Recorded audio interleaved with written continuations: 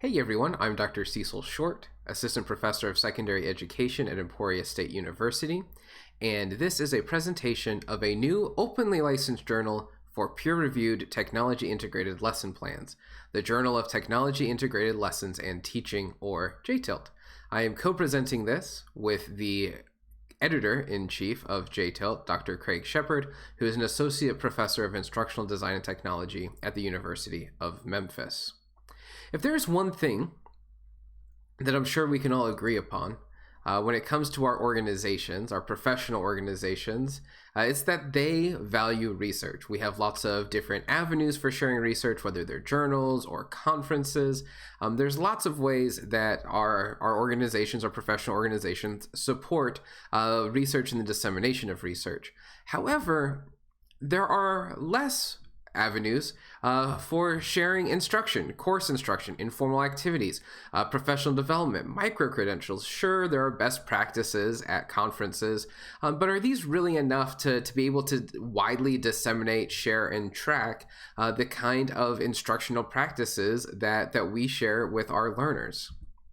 So to that, we decided to start the Journal of Technology Integrated Lessons and Teaching. Now, this really started in 2017 when the Teacher Education Division of AECT joined up with the Division of School, Media, and Technology to create a learning space repository. It was meant to be this collection of different learning spaces, maker spaces, libraries, coding labs, etc., and share those widely for how those were used. The following year, the Teacher Education Division decided, what if we did the same thing but for lesson plans? What if we created a lesson plan repository where people could submit their lesson plans and people could go and look at those, could grab a lesson right off the internet for use in teacher education or for use in P-12 education. So we started that in 2018, and by 2020, when the pandemic hit, growth of that repository had really stagnated. We ended up having 20 total lesson plans in that repository, but they were from 8 contributors, and so we really had a small group of people doing a lot of work. At this point, the Teacher Education Division decided to rethink that lesson plan repository, envision how can we allow people to really see more value in this. And one of the things that we decided was we really needed to be able to create something that was going to be peer-reviewed, that could be publishable, that could basically become a line item on someone's CV. And so in 2021, the Teacher Education Division approached the AECT board and asked them, could we start this kind of journal? Could we start a journal of technology integrated lessons and teaching? And they approved it. And so in 2022, we published the first volume of JTILT, which had 10 lesson plans and 12 contributors. So in just one year, we were able to in some ways exceed the expectations of that lesson plan repository. So what is JTILT? Well, first, it is a digital journal. It is open access. Everything that is published in the journal is published with a Creative Commons 4.0 license. And that is really because we want people to be able to take the resources that are there and use them in the ways that they want. And I'll talk more about that on the next slide. In addition to being digital and open, it is peer-reviewed, and it shares technology-rich lessons for an international audience from P through 16 plus. A lot of the lessons focus on teacher education, but a lot of the lessons also focus on P-12 education, focus on plans that K-12 teachers or P-12 teachers can immediately download and use. And that gets us to the idea of an open license. We wanted it to be open source so that people who submitted to the journal, people who were going and visiting the journal and downloading articles could easily retain what they download, reuse it in the way that they see fit, revise it for their context, remix it with other activities that they like to use, and then redistribute it and share those activities, those new activities with others, or maybe even back to the journal itself.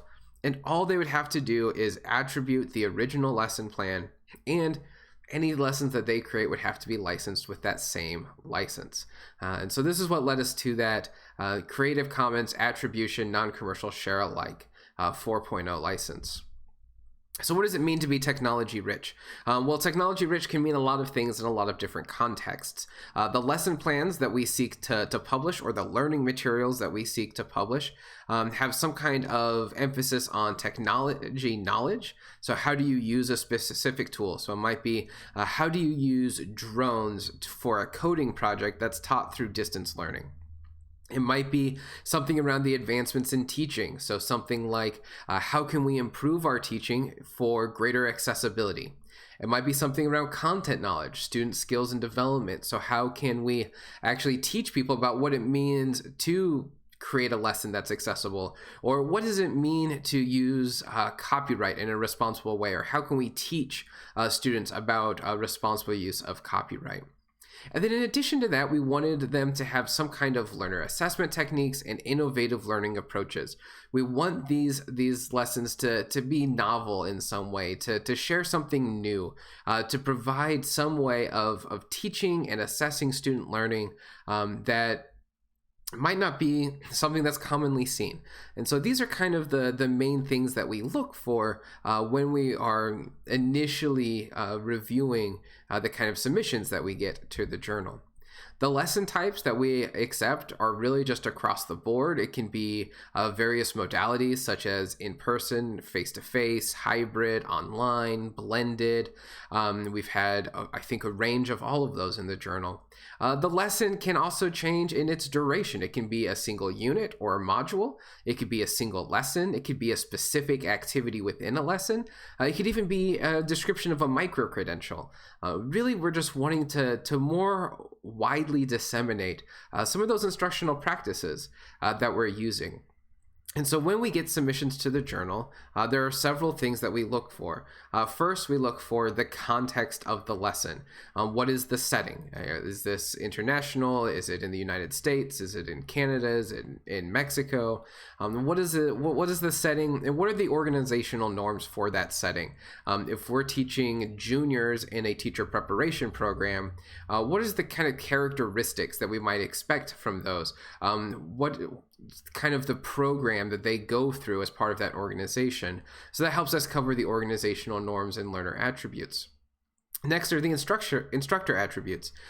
Is this primarily taught by somebody who has a doctoral degree? Is it taught by graduate students? Is it taught by instructors who have experience in the field? And are those qualifications necessary for the lesson to be successful? Development rationale has a lot to do with, the kind of why behind the lesson. And lastly, kind of hidden behind me there, is the design framework. What are you using to inform the creation of this lesson? Is it based on backward design? Are you coming at it from a very, cognitivist approach, or a very constructivist approach? Are you using something like the ADDIE model? What is it that you're using to really design the instruction that you're providing? The lesson, as far as what is actually included in the lesson, we want it to be detailed. We want these lessons to be something that others could immediately take and either implement or modify into their classroom. This also includes any supported materials. So if we're sharing a lesson that has a slideshow, those slides are published along with the lesson. If there is an assessment or an assignment or activities, all of those are shared. If there are videos that you have students watch, links to those get shared. So it really becomes, everything in this nice tight package of here's everything that you need to go and teach this lesson, or to modify it to meet your needs. And lastly, and this is one of the things that I think adds a lot of value to the kinds of articles that we publish, is a reflection. And this reflection talks about, okay, what was implementation like? How did that implementation align with the goals or the learning outcomes? What worked? What didn't work? Why did you do things the way you did them? Whether there's a rationale for it or not. Tell us what you did and whether it worked. And if you were going to do it again, or if you were going to do it in a different context or a different setting or with different students, how might you modify it? And then lastly, for anyone who's going to take your lesson and try to implement it themselves, what tips do you have for them? What do you think they could do to help them really make the lesson that you're sharing successful in their context? So how can you access the journal? Well, there's a couple of different options. You can go to this bit.ly link here, or scan this QR code. You can also just Google JTILT.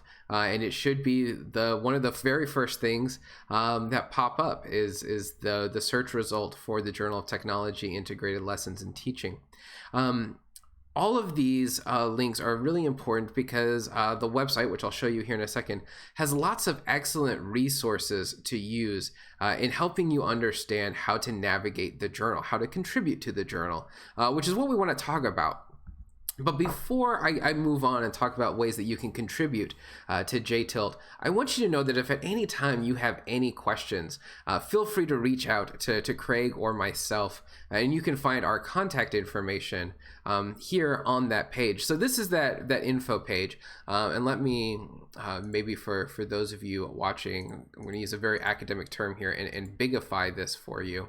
You can see here that what this provides is just an overview of the journal. And so that info link that I shared there, that bit.ly JTILT info, will take you to this page, which just tells you about the journal. A lot of the things I've already covered. You can see announcements that have come out. So once a year, we're going to try to do a special issue. That can be a good place to go and look for those. Here's that JTILT Google search result. So you can see here, right here, published through the University of Wyoming. That's the journal. In the submission menu, this is now I'm under submissions and author guidelines. This is where you can really find a lot of valuable tips for how do I publish a lesson plan? What exactly is needed from me?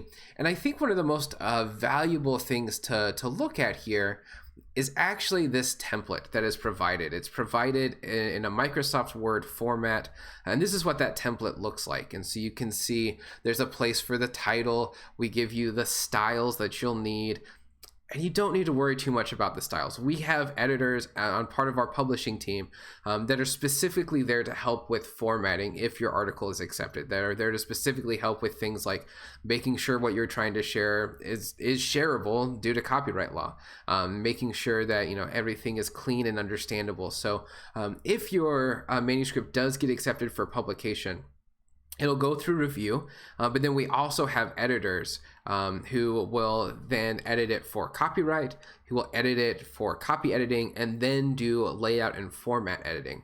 So while it might be nice to try to stick to a lot of the headings that you see in this template, just know that it's not a necessity when you submit. The first page of the journal that you can see here is really laid out to almost be like an online recipe, where you can go in and you can see all of the ingredients that you need, all of the instructions for how to cook it, how to make it, how to really turn this into something. And so page 1 has an overview. It's a brief abstract. What is this lesson? What was taught? How was it taught? Why was it taught? What materials are needed? What is the setup? Is there any introductory information that's needed? Is there any kind of skill or disposition building that's needed? And then it goes on to this context at a glance section. And this is really the recipe.